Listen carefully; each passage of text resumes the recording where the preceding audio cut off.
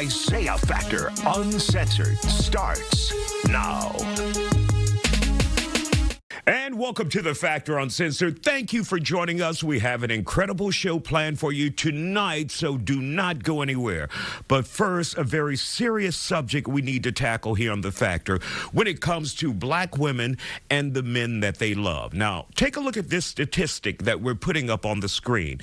It shows black women are twice as likely to be killed by a spouse and 4 times more likely to be killed by a dating partner than white women. Just mind-blowing.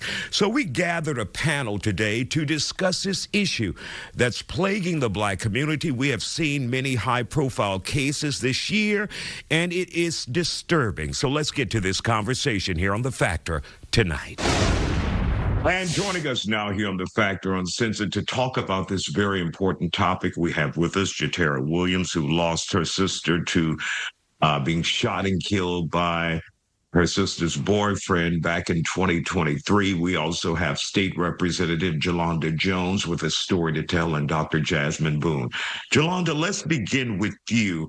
Many people see you as a successful black woman, lawyer, state representative, former school board member, former city councilor, and your accolades are just incredible. But they don't know the road you traveled to get here. For those who don't realize a history of domestic violence in your past and what you've gone through to become who you are today, tell us a little bit about that. In a nutshell, my ex-husband, the father of my son, abused me. It took me 6 years to figure out how to leave him, to have the courage to leave him. I've been strangled, and I will tell people this. I never would have thought that I'd be in an abusive relationship ever. If I would have lost money in a bet, if someone would say that I would be, but I fell in love with my abuser. But people see me and people say dumb stuff to me when they find out that I survived domestic violence. They say stuff like, I can't believe somebody as strong as you or as tall as you, would let somebody put their hands on them.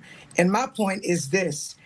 And as it relates to my ex-husband, he was 7'1", 265. So I wasn't going to be able to stop him from doing true story, right?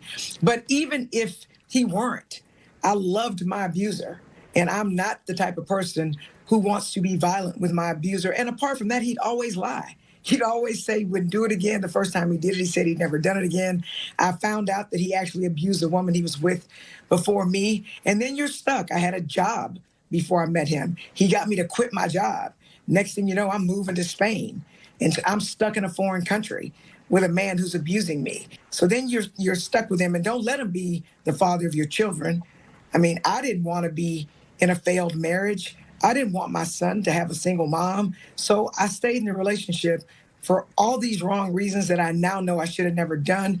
But yeah, somebody strong, somebody successful, somebody rich can be stuck in an abusive relationship and be very, very, very lucky and blessed to get out. And we're glad you're here today. We want to bring in now Jatera Williams, who lost her sister. Jatera, tell us a little bit about what happened to your sister and how you guys lost her in 2023. So a little bit about that day. I was at work. I was clocking out for 7 p.m. And then about 6:57, my niece, my sister's oldest daughter, she called me.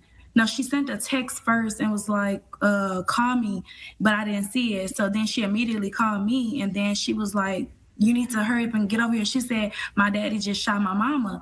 And I was really confused. So I didn't even clock out for work or anything. I just immediately rushed over to the house in Missouri City. When I got there, everything was blocked off and everything. But according to my nieces, because my nieces were there at the time, my sister was at home. She was in her bedroom. She was flat ironing her hair and doing her makeup. She was about to go on a date. Now, her and her baby's father, which was Christopher Levels, they weren't in a relationship, but they shared kids together. So he always came over to visit. And plus, he was a family friend. We grew up with him since I was a little girl. So So it was like we were family. So he was always over there, but he ended up finding out about another guy that she was dating, and so he just changed. Like, I don't know, like he never thought that my sister would move on from him because he did a lot over the years to her, and she just got tired and fed up, and she left him alone, and she started dealing with another guy.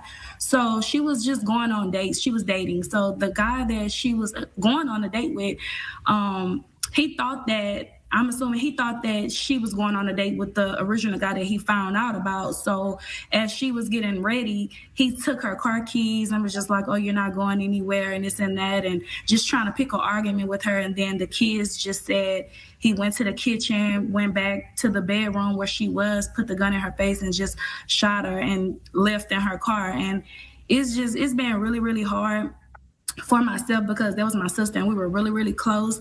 And it's also been hard for my parents and my siblings, but most of all, it's been very hard for my nieces and my nephew.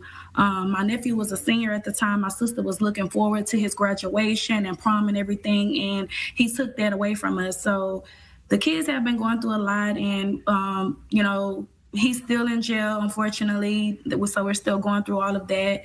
And hopefully we come out with a good outcome. Nothing will bring my sister back, but he definitely needs to serve some time, a lot of time for what he did because he traumatized my family.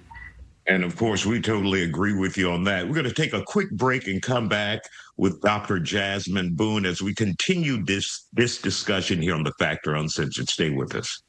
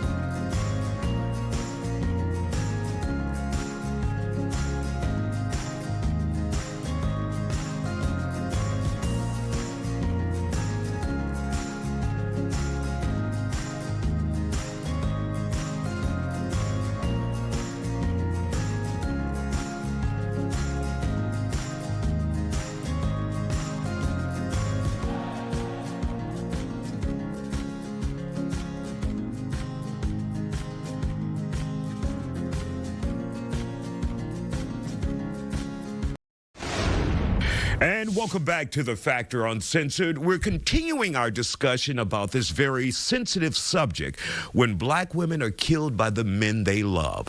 Let's get back to our guest.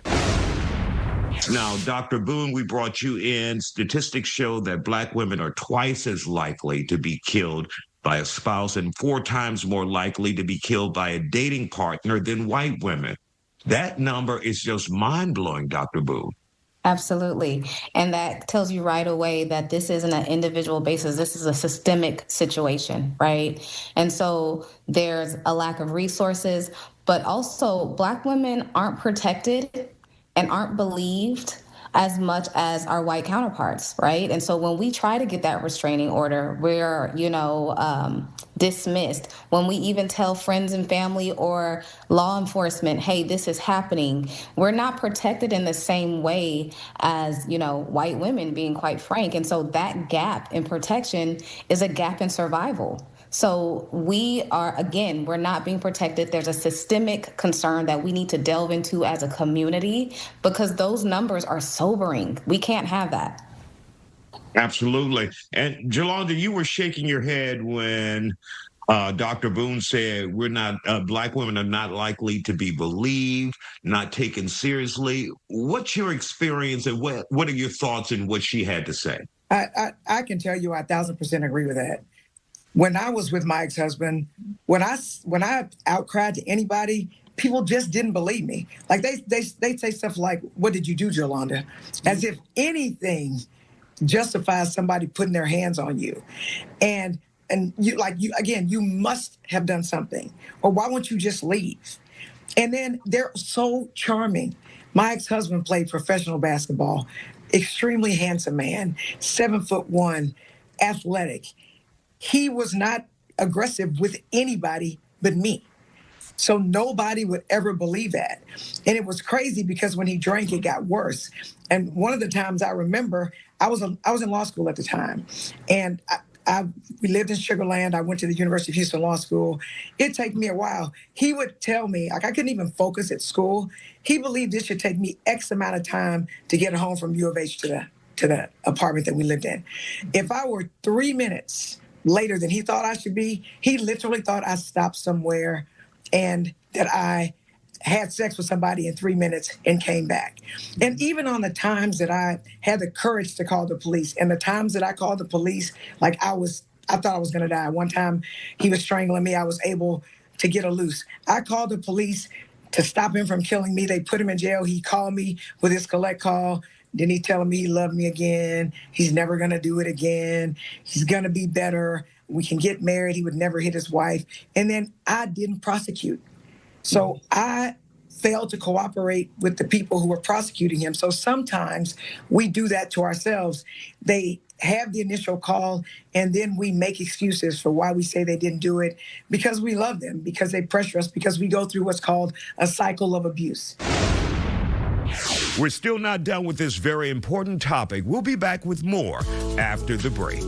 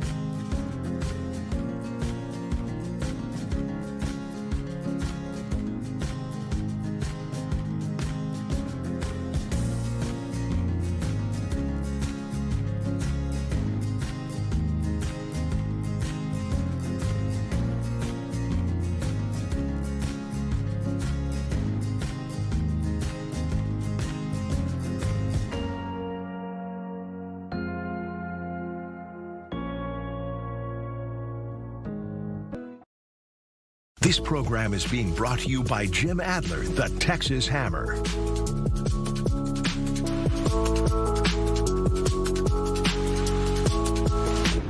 Thank you and welcome back to The Factor Uncensored. Glad you're joining us tonight, and we have a very important topic. We're talking about black women who are killed by the men that they love. Let's get back and wrap up our conversation with our guest.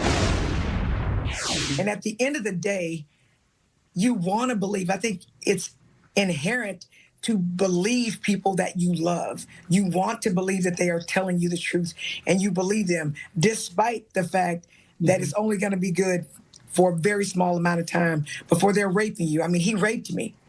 He literally put his finger inside of me to check to see if I was having sex with people. So God forbid I have a yeast infection. He literally would believe it was semen, and I hate to say that, but these are things that I lived with. So imagine living with a man who literally is making you open your legs and jamming his finger inside of you to make sure you're not cheating, and he's literally made up in his mind what it looks like for you to cheat. And, for him, he had taken all my money. So I wanted to leave, but I didn't have any money to leave. Like, where was I going to go? Where was I going to live? I had a child with him. Who was going to help me take care of my child? And so, and to get raped, like I could not want to have sex, he would take it. Mm-hmm. And because people don't believe you can be raped by your husband, they don't believe you can be raped by your intimate partner, they don't believe you can be raped by your boyfriend. You can be raped. If you say no, it means no, regardless of the relationship or the status of the relationship you have with somebody. So people just don't believe you. They just, and people think Black women are aggressive. That's just what they think. So, and they think we can fight. And they think we can't be abused. They think we can give it as much as we can take it. And that leads to people just not believing us. And then we don't want to talk to anybody because who wants to be told they're stupid or they're dumb or you should have done this or you should have done that? And how did you let him do this? And blah, blah, blah, blah, blah. And at some point, we just go inside and we're isolated and we just hope and wish and pray for our chance to escape. And let's bring in Dr. Boone in the last 2:30 we have here, Dr. Boone. What advice do you have for women? Because many of them are going through the same situation that Jolanda just talked about. Her situation was compounded. She had a celebrity also, who's an athlete that many people like, But what do you tell women out there who need the help and want to escape and get away, Dr. Boone? People will dismissively say, girl, just leave. And it's not that easy. It's not that easy because we have children together. I love him, right? I'm afraid. He has now isolated me from my support. So he's taken away my exits, right? He's isolated me from my money. So how do I go? He's been working on me for years. So just leaving is not an option for me. I have to have a thorough strategy.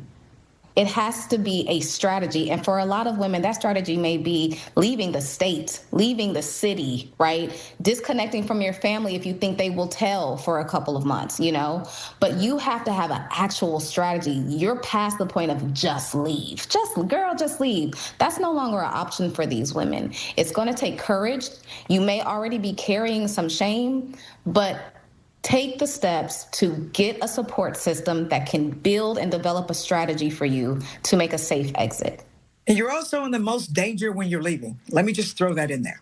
Yes. Most when we're dealing with uxoricide, most women, there's a case where women who left, half of them were killed because they were leaving or 2 months after leaving. So that is the most dangerous time. So it's not a just leave. That is the most dangerous time.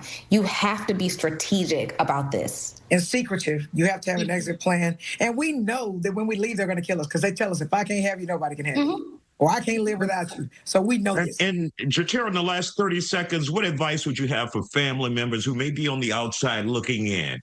How do you get to that family member and tell them to listen, get out, if they can? Take some action. Do that plan of action. Really quick, we have 30 seconds. Yeah, I would just say you got to always listen and watch the signs because, honestly, the signs are always there. And then when it happens, then you think back about the signs. But take the signs and run with it and do what you have to do so you can exit and escape because I don't want anyone else to have to deal with what my family is dealing with because it's really, really hard. All right. We want to thank you all for sharing your stories and your advice to people out there. We appreciate you. Thank you all for joining us here on The Fact.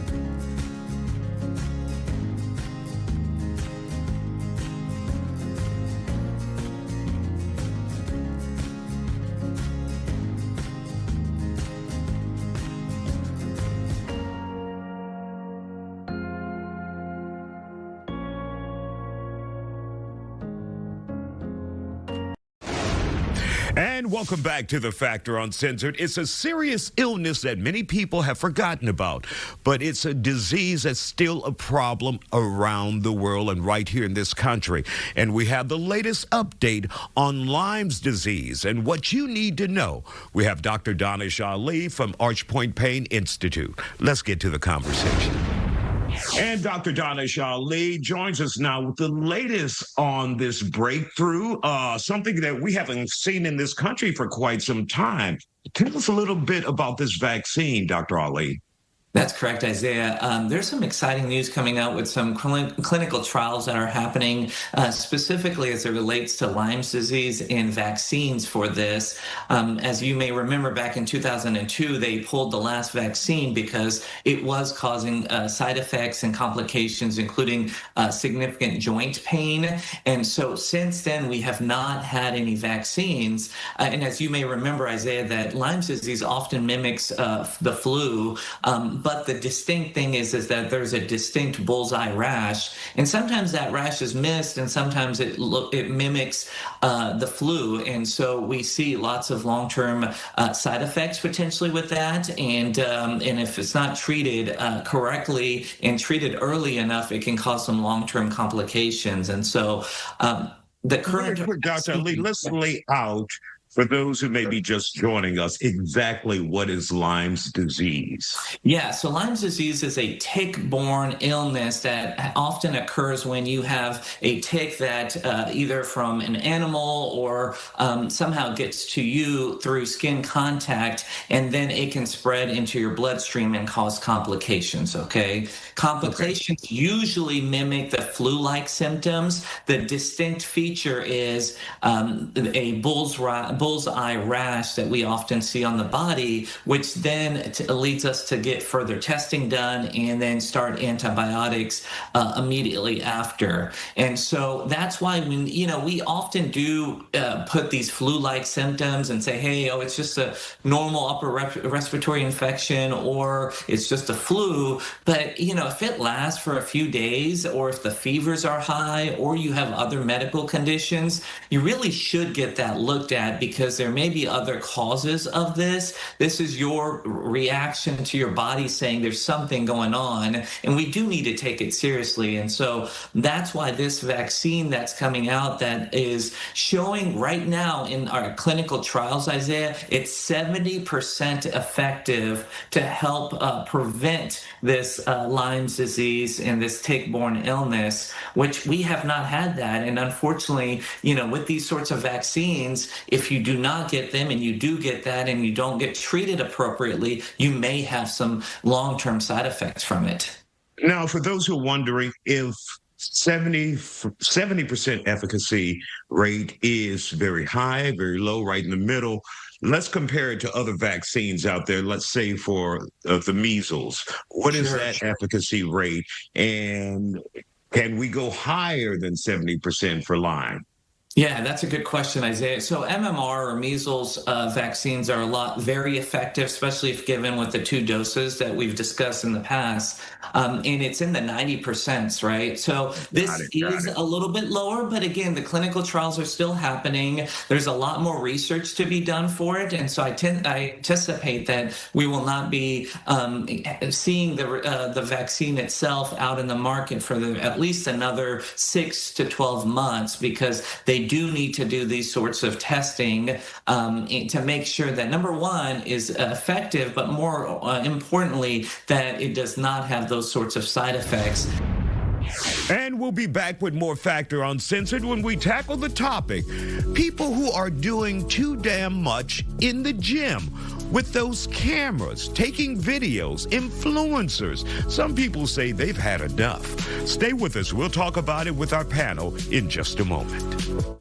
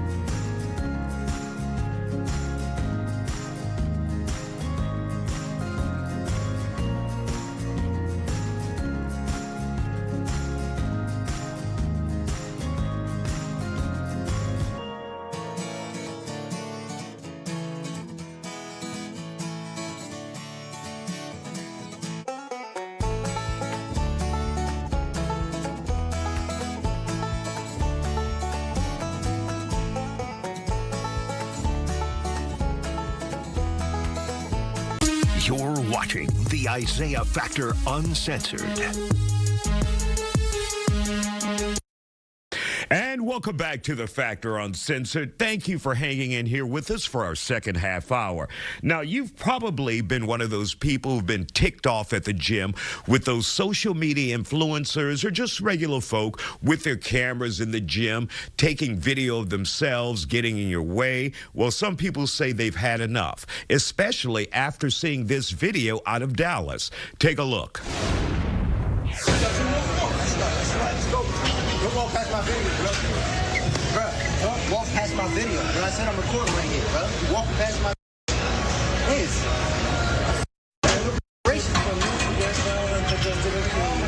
Yeah, you walking past my recording right here. You still gonna walk past my video. Just mind-blowing seeing that video, but that is reality when people bring those cameras into the gym. So we gathered a panel today to talk about it, asking, are they doing too damn much? And our guests are here on The Factor Uncensored, and we're talking about sometimes people do simply too much in the gym. We have with us Christina Amaro, who is an influencer, Jay Sutaria of CTF Sugarland, and he's soon to open another gym that's STF. Also, we have with us Dom Frisco, a personal trainer, and Jay Bradley, a fitness nut. Glad to have you guys here on The Factor Uncensored. So, when you guys saw that video, Jay, what were your thoughts about it, your impression where the guy got aggressive because the guy's walking through a public gym, whether it's public or private, both have the right to be there, and he pushes the guy? Yeah, I mean, it seemed like they were at a LA Fitness, right? That's what the dumbbell said, at least. But if you're in a public gym... It wasn't STF for sure. That's problem number one, but that's the obvious problem. But if you're in a public gym and you set up a tripod or your phone to film, you just got to assume that people are going to be walking by. It's part of it. You're in a public gym. If I'm paying $50 a month for a membership and somebody else is paying $50 for a month membership, why is your $50 more important than mine? Important point. Dom, I've seen you record videos of many of your clients, yourself at the gym. Your thoughts about someone being that aggressive if someone walks in front of the camera?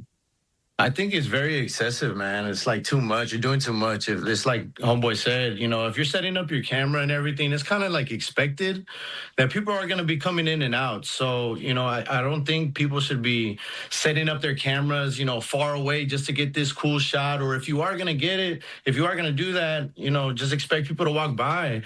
You can't really do anything about it. You know, I've been to all these influencer gyms, and most people are really nice about it, honestly.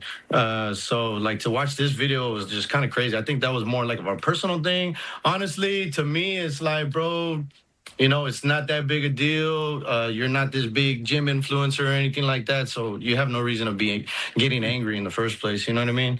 So that's the way I see it. Shocker to me, Dom, that there is an influencer gym where only influencers get memberships. What? No, that's not what I mean. More like it's known for a lot of influencers to go to. Like, let's just say, for example, like Alpha Land. You go to Alpha Land, you're going to see tripods and people recording everywhere. You know what I mean? And, but like I've said, I've been to those gyms and I've seen the people recording. They keep their cameras and tripods pretty close. That way, you know, they don't run into that issue.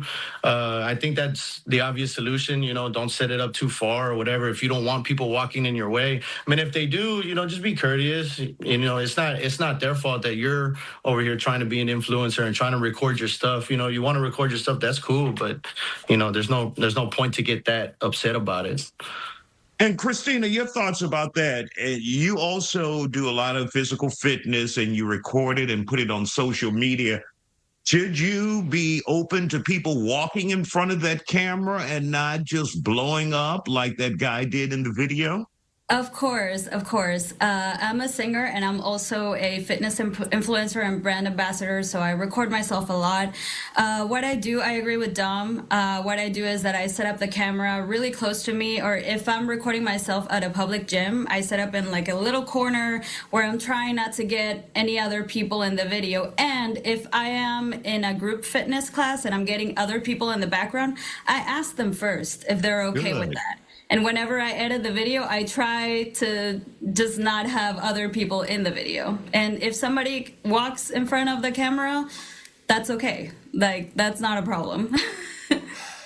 And Jay Bradley, for people who were commenting on this post where the guy pushed another guy at the gym in Dallas, one of the things they said, this is a gym, not a film studio or production studio. And a lot of people are just pissed off to have a camera in the gym anyway. What are your thoughts about it? Because you use the gym frequently. I've been known unless it's steroids, Jay Bradley. Look, at this big age, man, I might have to look into it. You know what I mean? But man, here's what we're looking at. Like it's not your gym. It's not. Get your money up, get your own private gym, work out in your garage, work out in your backyard. But if you're in a community space, expect people to walk through your video. What ticked me off about this one is that the guy is literally starting to walk through. The guy hadn't started recording yet. Bro, just go CapCut and edit. Like, because if you put your hands on the wrong person and they had maybe a little bit too much pre-workout, you're going to get some work. You know what I mean? Like, put your hands on me if you want to, and I'm in the middle of a really good buy day. It's over, man. It's over. It's going to be weights flying and bars and all. So number one, respect another man in the space. Number two, respect anybody in the space. I feel like maybe this is an opportunity, man. My man, Jay, you have a great name. Maybe you create a space in your gym where it's just influencers only, or you got to pay an extra $30 for this room over here where you can record and you can set up. But if it's in a public gym, man, mind your business. Let other people be in that space. You might have a Coldplay concert type of deal. Maybe a dude's getting worked out with a side piece. You know what I mean? Like, you know what I mean? All of a sudden, put his workouts where he's just at the gym with his boys and he's not there. You just never know what people have going on. We're not done with this conversation just yet. We'll be back with more of The Factor Uncensored. Stay with us.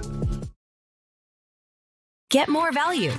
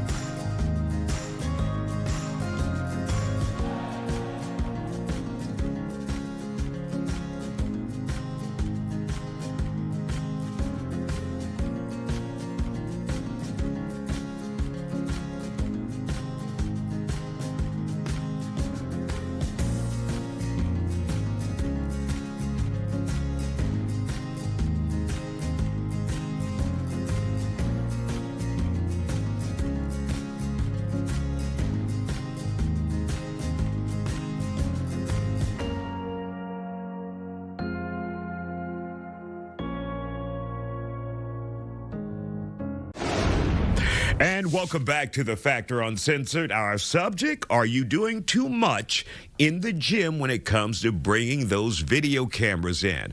Let's get back to our panel and the discussion tonight. And Jay, at STF, obviously you're a gym owner. You're starting to get multiple gyms. So how do you deal with this? Because just like Jay Bradley said, some people may come in with a little boo thing and they don't want people seeing them. They don't want to be recorded.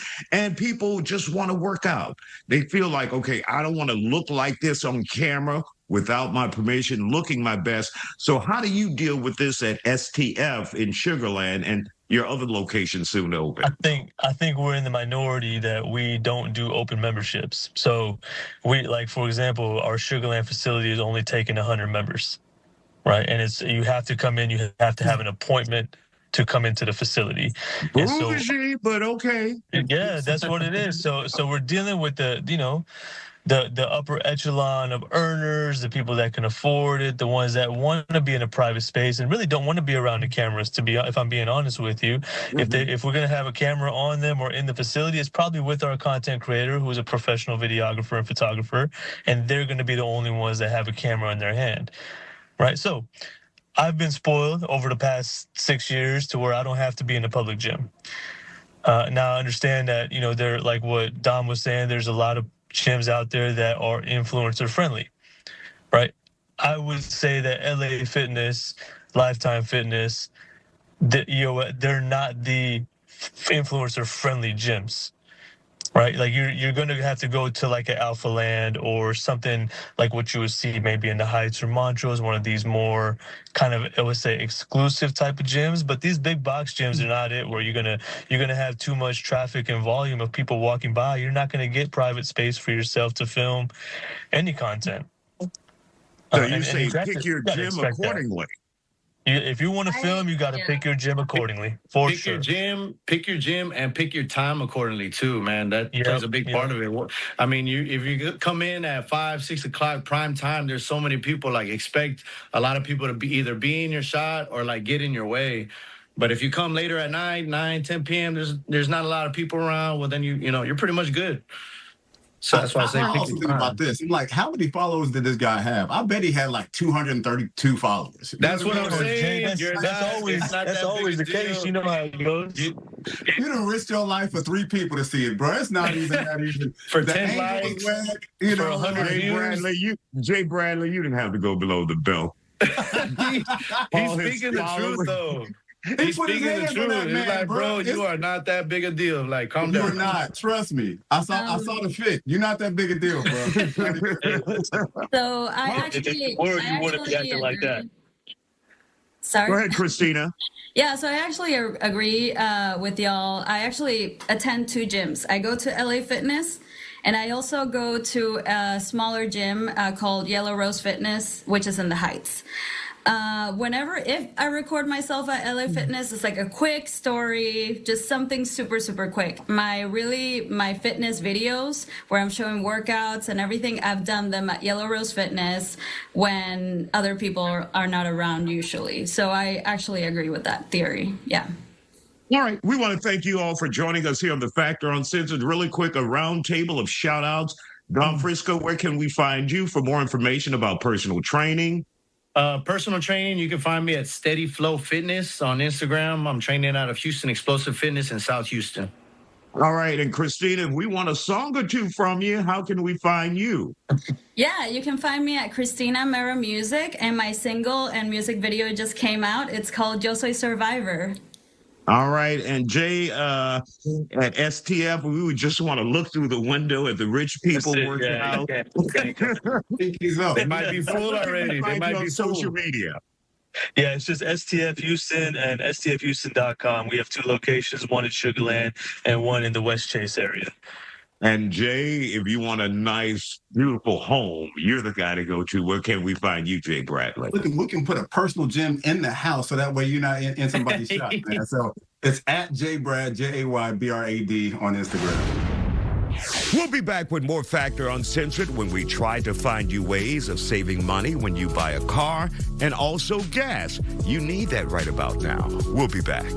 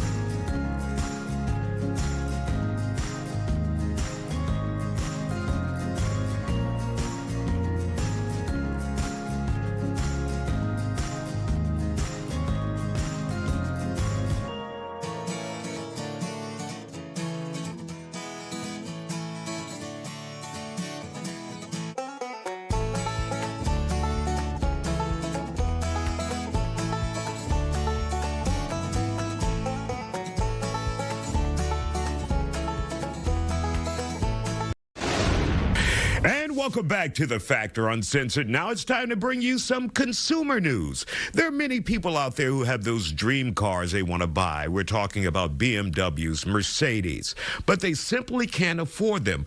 But some dealerships are trying to bring those dreams true. But it could be to your detriment. Believe it or not, some dealerships, some finance companies are financing cars for up to 96 months, 8 years. But we want to get you out of that practice and get you into a car you can afford. We have more from our financial expert, Lucy Petrie. And, of course, Lucy's here to talk cars with us. Lucy, I looked up some interesting statistics, and it shows that 25% of Americans, when they go to trade in their cars, they're upside down, meaning they owe more than the car is valued. Also now, there's something called super financing, where people are financing their vehicles because they really can't afford them for 8 years. Imagine signing a contract for 96 months. So in order to avoid all of that, we have to come to the reality, I assume, Lucy, that we have to buy what we can afford. So what are some of the rules out there to guide us through that process? Yeah. So first of all, independent of any rules, we need to really watch out for the term, the number of years, and the actual interest rates, because a lot of us will just look at the actual payments and say, oh, I can afford to pay whatever per month. But then when you look at the actual interest rates and the number of years you're going to be paying for this purchase, it's astronomical. So don't be fooled by just the payments. When they say your payment is only X dollars a month. So that $30,000 can end up being a $50,000 car that you're paying for. Even more. Yeah, and it's worth pennies on the dollar by the time you're done. Exactly. So a couple rules. One, common 35% rule that your vehicle purchase, the total purchase, should be no more than 35% of your yearly income. Okay, so that means if you make $80,000 a year, you can afford $28,000 worth of cars. And really quick, Lucy, don't tell us there are no $28,000 brand new cars out there, because there are. There are several, and I know I saw them on your social media, and I don't remember. I think there were some really good cars in there. Kia was one of them. Nissans, right? Toyota, actually, yeah, they're actually good cars in there that you can buy for that much money. So that is one of the rules. There's another rule also that says you should pay no more than over 4 years. And it should be no more than 10% of your monthly income, and and no more than 20% down of your income. So these rules are to prevent you from overspending, from your budget getting out of control, and just common financial sense. Absolutely right, and part of it is psychological, because we want to keep up with the Joneses, the neighbors who may have the BMW, the Mercedes, and sometimes it's not worth it because it is financially killing you. So how do you get across that psychological problem that many people have when they want to impress others with that car, or they just love an expensive car, but they can't afford it? Everybody's situations is different. Just because your neighbor is driving a very expensive vehicle doesn't mean that they have a good financial life. I've seen it over and over where people present really well with expensive clothes, expensive cars, but their financial reality is actually really bad, and they are juggling several credit cards and living paycheck to paycheck. Don't compare yourself to others. Focus on your own financial health. Focus on having that stability and peace of mind, because you don't know what your neighbors are doing. You don't know what your friends are doing with their finances. Just focus on yourself. And even if you go ahead, Lucy. Don't take advice from TikTok, please. Please don't take this. Okay, and I've seen so many people say buy a car for the tax deductions, and please don't. And I've heard that. I don't even know how to apply that damn tax deduction. You know, they Right. say, oh, you can write it off. Oh, It's do I have really a difficult. business? What? It is really difficult to write it off. You have to buy a certain type of car. You have to have a certain type of business. You have to have the record keeping requirements. And even then, at the end of the day, okay, here, common sense. Let's say you're going to save 30% on your taxes. So are you really going to spend $50,000 to save $15,000? Because you're still going to be out $50,000 if you buy a $50,000 car. So you're still going to have to spend the money. You're just paying less taxes, but you're still out $50,000. And still ahead here on The Factor Uncensored. Now that we've saved you money on the car, it's time to save you money on gas. Stay with us here on The Factor Uncensored. Follow.